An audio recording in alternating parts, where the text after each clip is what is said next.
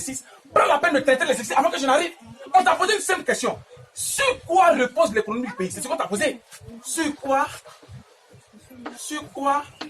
repose l'économie du pays?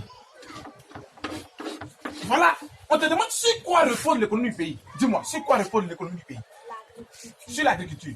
Tu sais, je sais qu'on a toujours dit que le succès de ce pays repose sur l'agriculture. C'est-à-dire que l'économie du pays repose sur l'agriculture. Mais aujourd'hui, qu'est-ce qu'on remarque?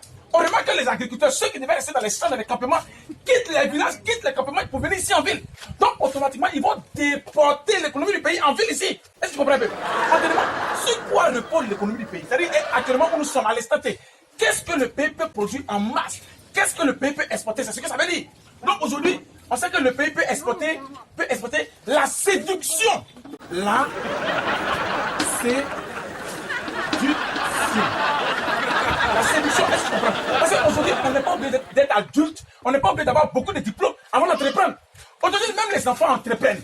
Quand tu prends une petite fille qui a un iPhone, qui a des habits coûteux et qui ne dépend plus de ses parents, c'est parce qu'elle investit dans la séduction.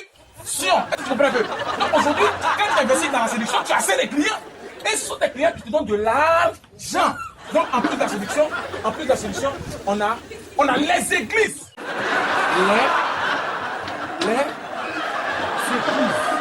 On a les églises. Aujourd'hui, on remarque que les églises rapportent beaucoup. Tu peux aller dans un couloir, il peut y avoir 5 églises, mais tu vas voir que ces églises ne s'entendent pas. Parce que ce sont des sociétés, ce sont des concurrents. Tu comprends bien? Parce qu'aujourd'hui, l'église est devenue une scène de science-fiction. Or, aujourd'hui, on sait que les stars sont les mieux payés. Or, dans les églises, il y a les stars, parce que ce sont les grands comédiens. Je sais que ce ne sont pas toutes les églises, mais la plupart sont des scènes de science-fiction. Est-ce que tu comprends un peu? Donc, les églises. En plus des églises, on a les hôtels.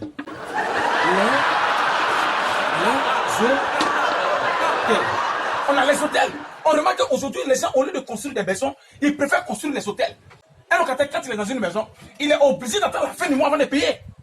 Mais dans un hôtel, chaque heure, chaque minute, chaque seconde, l'argent entre dans la caisse. Souvent même, il y a une file d'attente. C'est-à-dire un rang pour permettre à ceux qui sont dans la chambre de sortir et les chambres occupées. Bon, je ne te dis pas ce qu'on fait là-bas. L'essentiel, il faut savoir que ça marche. Hein? Tu as compris? Donc, les hôtels. Donc, quand on regarde, si tu vois ton maître, tu lui dis qu'en plus de l'agriculture, le pays peut exporter la séduction, les églises et les hôtels. Tu as compris?